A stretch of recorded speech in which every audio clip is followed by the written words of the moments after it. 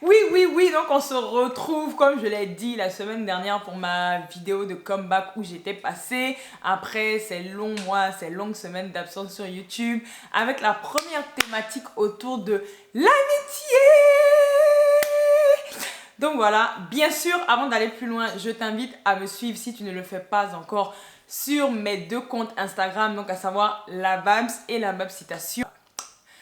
Donc, on entre directement dans le vif du sujet. Comme j'avais dit, là je commence pendant plusieurs semaines en fait une série qui va sortir chaque 2 semaines. Je sais pas si je l'avais dit dans l'autre vidéo, mais peut-être pas. Pourquoi chaque 2 semaines, donc 2 fois par mois? Parce que je ne vous garantis pas de faire plus au début parce que j'ai beaucoup de choses à gérer. Donc, j'ai pas envie de m'engager, vous dire que je serai là chaque semaine alors que je sais que je ne vais certainement pas tenir le rythme. Donc, je préfère faire chaque 2 semaines. Et bien sûr, pourquoi c'est important pour toi que tu me suives sur Instagram? C'est parce que là-bas, il y aura des lives pour certaines thématiques, comme je l'ai dit, où j'inviterai des amis, etc., où on pourra aller en profondeur par rapport au sujet que je vais aborder, parce qu'ici, j'essaie d'être plus bref, comme j'ai dit. Donc, pourquoi en fait j'avais envie de parler de l'amitié? Parce que vous me voyez comme ça aujourd'hui, certains me suivent sur Instagram et ils se disent waouh, Cindy elle est super bien entourée et tout, seulement que avant j'avais des relations amicales chaotiques, qu'on se le dise, chaotiques. Et c'est vraiment Jésus qui a restauré tout, qui a purifié mon entourage. Quand je dis chaotique, en fait, c'est-à-dire que les personnes qui étaient autour de moi étaient des personnes qui étaient pour moi, en tout cas, je dis bien pour moi, qui n'étaient pas des bonnes forcément compagnies et qui étaient pour moi, en tout cas, toxiques. C'était pas forcément des mauvaises personnes, c'est-à-dire que c'était pas genre le style d'amis où on fumait, où on se droguait, où on était des filles qui sortaient avec tous les mecs, etc. Non, souvent on va penser que c'est ça les mauvaises compagnies, ou bien c'est ça, ou quand c'est pas une bonne relation. Non, c'était pas du tout ça. Et ces filles, mes amies d'avant, c'était vraiment c'est des filles bien. Je pense simplement en fait que il y a des personnes, en fait, ce sont des amitiés de saison et il y a des personnes, ce sont des amitiés de vie. Et elles, c'était des amitiés de saison et aujourd'hui, en fait, bah, chacune a pris sa route, tout simplement. Mais on va dire que où c'était pas des amitiés saines, et je m'inclus dedans aussi, c'était pas du tout sain, c'est que nous, notre péché, c'était le péché de la langue. Comment j'étais avant, vous me voyez comme c'est autre, mais Dieu a purifié, il a sanctifié ma langue. C'est-à-dire que on était trop des commères. En fait, moi, je pouvais pas tenir ma langue. Et toutes les filles avec qui j'étais là, on savait pas tenir notre langue. C'est-à-dire qu'on avait un groupe d'amis. Tu me dis quelque chose le lendemain, toutes les autres sont au courant, même si tu m'as dit de pas dire. Moi aussi, je leur dis quelque chose. Le lendemain, elles, toutes elles sont au courant, même si je ne leur ai pas, même si je lui ai dit de ne pas dire. Donc, en fait, tout le monde connaissait la vie de tout le monde. Et c'était très mauvais. C'était vraiment le péché de la langue. Quand le Seigneur dit de faire attention à notre langue et que on peut détruire la vie d'une personne et comme apporter aussi la vie avec notre langue, c'est tellement vrai, il le dit, je mettrai le verset, mais il dit vraiment que la vie et la mort sont au bout de la langue. Ben c'est vrai, c'était vraiment ça, c'était des commérages tout le temps et beaucoup d'hypocrisie, et je vais même pas parler des autres amis parce que moi-même je l'étais, j'étais hypocrite, clairement. Aujourd'hui, je n'ai pas honte de le dire. Parce que quand je dis que j'étais hypocrite, c'était peut-être... En fait, si j'avais quelque chose à te dire, je te le disais cash. Mais c'est pas que ça l'hypocrisie en fait. Mais si tu me dis quelque chose que je m'en mets dire à quelqu'un, si je sais pas tenir ma langue, c'est méchant, ça se fait pas. Et inversement, aujourd'hui, comme je dis, j'ai pas honte de raconter ce passé. Parce que je sais que ce n'était pas moi. Je sais que ce n'était pas elle non plus. Et je sais que c'était l'esprit malin, c'était le diable quelque part qui nous utilisait pour nous diviser comme... Et surtout aussi, des amitiés très intéressées. Très intéressées. C'est vrai que j'étais, là je vais parler pour moi, j'étais entourée de beaucoup de filles. J'étais dans un groupe de filles, hein, j'avais pas beaucoup d'amis garçons. De toute façon, je ferai une vidéo sur l'amitié homme-femme. Mais c'était vraiment très intéressé. C'est-à-dire que les filles pouvaient me parler, mais au fond, en fait, ne m'aimaient peut-être pas forcément, ou alors vraiment en fait il y avait un certain intérêt, pas toutes bien sûr, mais pour la plupart. Et je me rappelle qu'à l'époque, que ce soit mon petit frère ou même ma mère et de ce côté, ils avaient raison, ne faisaient que me dire: Cindy, fais attention à tes copines, elles sont jalouses, Cindy fait ceci. Et moi j'aime pas dire ça en fait, j'aime pas dire ah mais non pourquoi elle va être jalouse. En fait je comprenais pas l'intérêt en fait, genre je suis qui et puis on va me jalouser. Mais malheureusement il y a une réalité, il y a des personnes qui sont vraiment jalouses, qui sont envieuses, voilà, on va dire plutôt envieuses. Mais l'envie comment, enfin la jalousie naît par l'envie en fait. Et du coup, c'était vraiment ça autour de moi. C'était plus par l'intérêt. Je connais Cindy et quelque part, on va pas se mentir aujourd'hui, j'ai pas honte de le dire. Le fait que je sois mannequin, il y a certaines de mes amies qui étaient avec moi peut-être juste parce que Cindy est mannequin, ou bien forcément quand tu es mannequin, c'est triste à dire, mais je sais pas pourquoi tu attires en fait, tu attires, dès que tu es dans un métier de l'image, de la beauté, que tu sois blogueuse ou autre, tu attires les gens, mais tu n'attires pas forcément pour les bonnes raisons. C'est là maintenant qu'il faut savoir filtrer. Aujourd'hui, avec l'Esprit de Dieu, je sais filtrer qui sont les personnes qui viennent vraiment pour mon cœur et qui sont les personnes qui viennent juste pour profiter. Donc voilà, c'était pas toutes mes amitiés, mais c'est vrai qu'en partie, il y avait beaucoup de ça.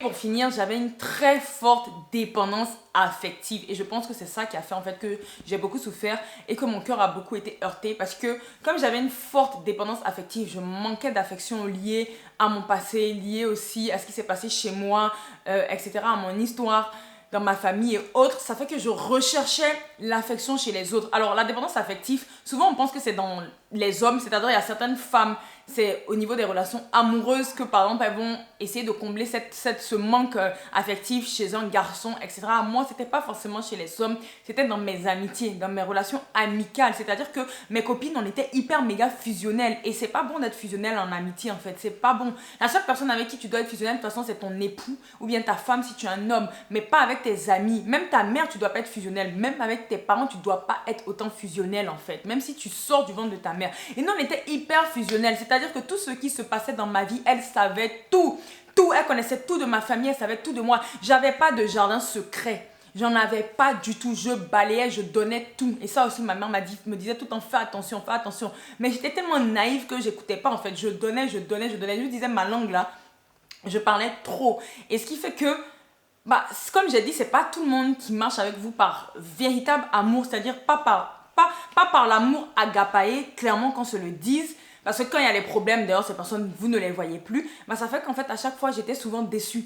En fait, je voulais combler ce vide affectif, mais je creusais encore plus en moi ce vide. Je creusais parce qu'à chaque fois, si ça se passait mal avec une amie, j'allais avec une autre encore et ça se finissait forcément mal parce que j'étais souvent déçue. Elles aussi, elles étaient souvent déçues de moi parce que comme je dis, je n'ai pas tout le temps été aussi la bonne amie qu'on se le dise. Moi aussi, je n'ai pas été cette bonne amie comme aujourd'hui.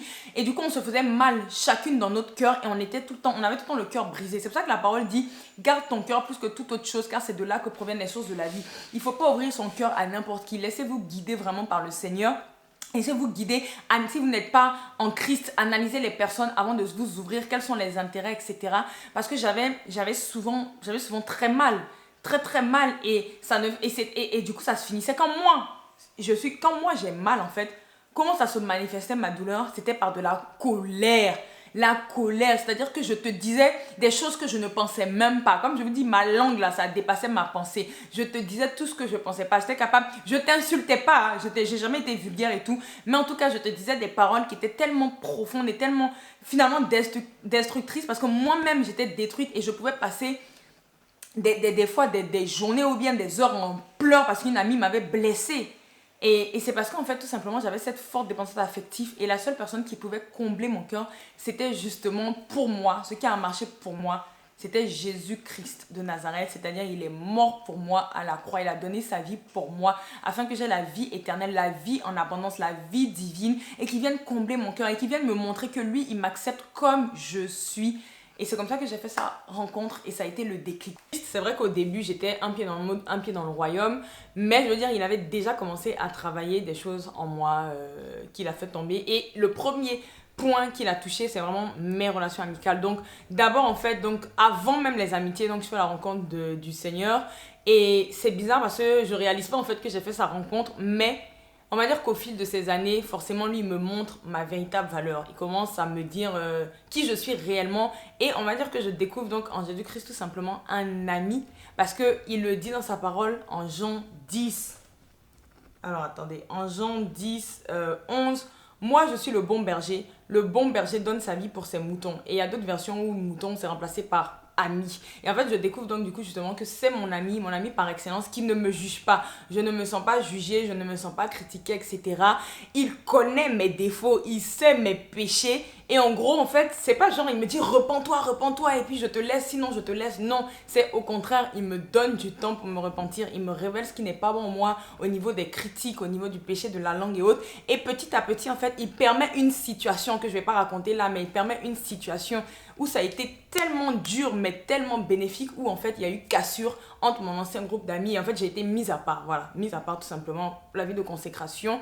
Et c'est là où en fait, petit à petit, il m'entoure, mais je réalisais même pas parce que j'avais pas encore réellement bien donné ma vie à Christ, mais il commence à m'entourer de personnes qui voient ma véritable valeur et moi-même en fait je commence à savoir qui je suis, je commence à apprendre sur moi, qu'est-ce qu'il dit de moi, les dons, les talents qu'il a mis en moi, etc. Donc voilà, au début ça a été vraiment ça. Et comme je disais, je veux lire en fait tout le verset donc de Jean 10 du verset, le chapitre pardon, Jean 10 du verset 11 à 15. Donc, moi, je suis le bon berger donne sa vie pour ses moutons ou amis. Celui qui ne travaille que pour de l'argent n'est pas vraiment le berger. Les moutons ne lui appartiennent pas, il les abandonne et s'enfuit quand il voit venir le loup. Et le loup se jette sur les moutons et disperse le troupeau. Cet homme ne travaille que pour de l'argent et ne se soucie pas des moutons. Moi, donc Jésus, je suis le bon berger, je connais mes moutons et ils me connaissent. De même que le Père me connaît, que je connais le Père, je donne ma vie pour mes moutons.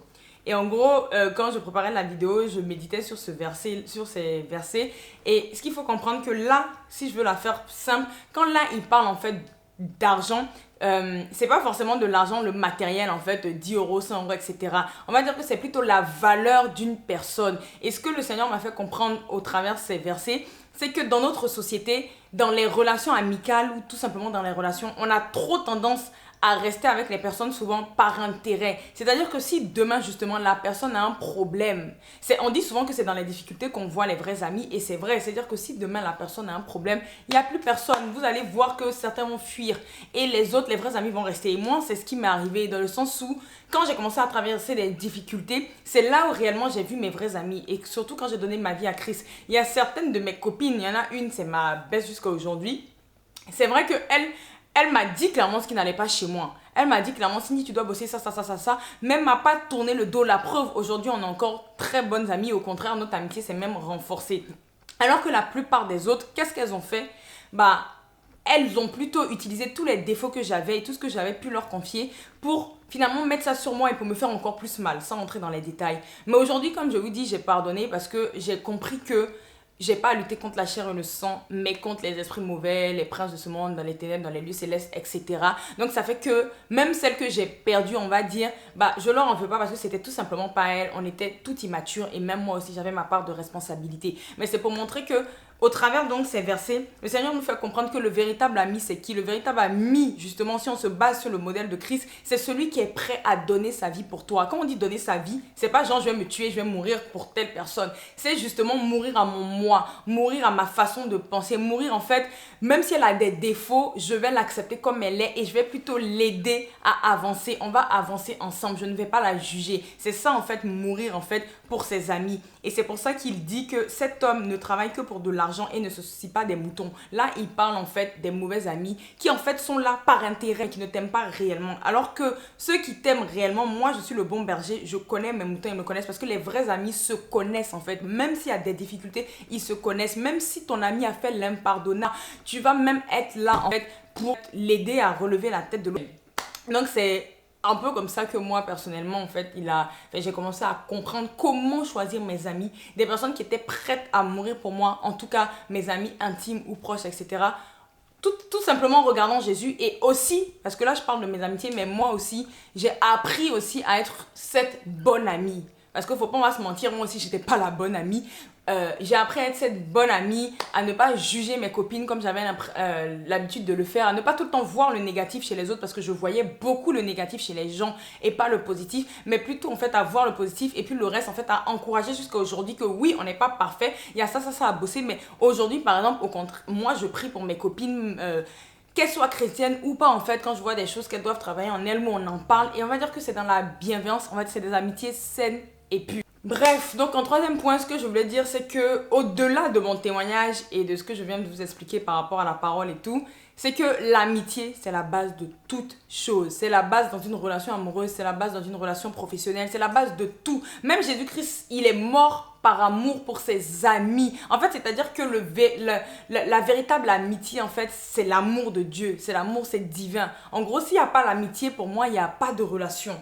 Et justement, j'en parlerai dans les autres thèmes, je développerai, mais c'est hyper important de garder ça en tête que l'amitié est une personne. Cette personne, c'est Jésus-Christ. En tout cas, pour moi qui suis en Christ, s'il y a des gens qui ne sont pas chrétiens qui tombent sur cette vidéo, je me base tout le temps sur la parole en fait. Quand j'aborde certaines thématiques liées au lifestyle, etc., c'est Jésus-Christ. Pourquoi? Parce que je ne peux vous donner que ce que j'ai reçu. Et ce que j'ai reçu, en fait, c'est Jésus. Et c'est lui qui a tout transformé. Donc, forcément, pour moi, c'est l'alpha et l'oméga, le début et la fin. Et c'est par lui qu'on restaure tout. Donc, je vous invite vraiment à faire sa rencontre et de vous baser vraiment sur comment Jésus même... Là, c'est parce que j'essaie d'être plus synthétique, comme j'ai dit, mais dans la Bible, il y a tellement d'exemples d'amitié selon les valeurs de Christ. Vous pouvez regarder que ce soit Ruth, Naomi, David, Jonathan et même aller plus en profondeur, demander au Saint-Esprit de vous révéler les vérités cachées par rapport à une relation amicale. Il le fera et vous allez voir que c'est juste magnifique et que ça n'a rien à voir avec ce que le monde nous montre. Et c'est justement moi ce que j'ai fait et je continue de faire. Et aujourd'hui, je peux vous dire qu'il y a eu un avant et un après dans mes relations amicales. Là où je l'ai vu et où ça a confirmé en fait, et c'est là où j'ai compris qu'il fallait que j'en parle sur cette chaîne, c'est au travers de l'organisation de mon mariage. Parce que je crois que le mariage, c'est l'épreuve de vie où vraiment où en fait Dieu va vous révéler les cœurs parce que c'est un changement de vie. Là, vous rentrez dans une nouvelle vie. Tout change en fait. Et là, clairement, vous allez voir qui sont ces personnes qui vous aiment vraiment. Et j'ai vu que j'étais vraiment bien entourée. Oui, il y a eu des cœurs qui se sont révélés dans le négatif, mais j'étais pas surprise en fait. Mais sinon, j'ai vu des amitiés désintéressées, sans intérêt. Et aujourd'hui, je peux dire qu'elles m'acceptent comme je suis. Moi aussi, je les accepte comme elles sont. On n'est pas pareil parce que vraiment, j'ai de tout.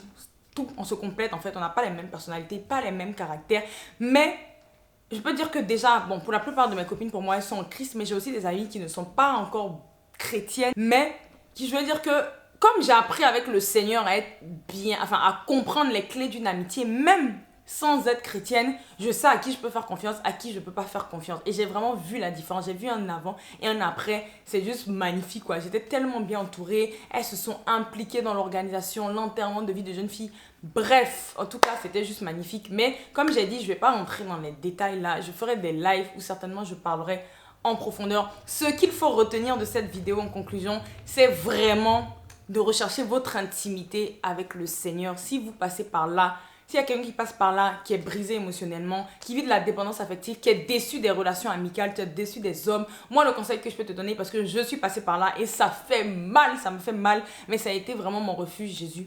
C'était Jésus et surtout c'est lorsque j'ai commencé vraiment à avoir une vie d'intimité avec lui, c'est-à-dire que à le contempler tel qu'il est, tel je suis, que là vraiment j'ai vu une différence nette dans mon entourage. Donc ce qu'il faut retenir là, c'est vraiment que Jésus, c'est votre ami, que l'amitié est une personne et que le bon berger donne sa vie pour ses amis.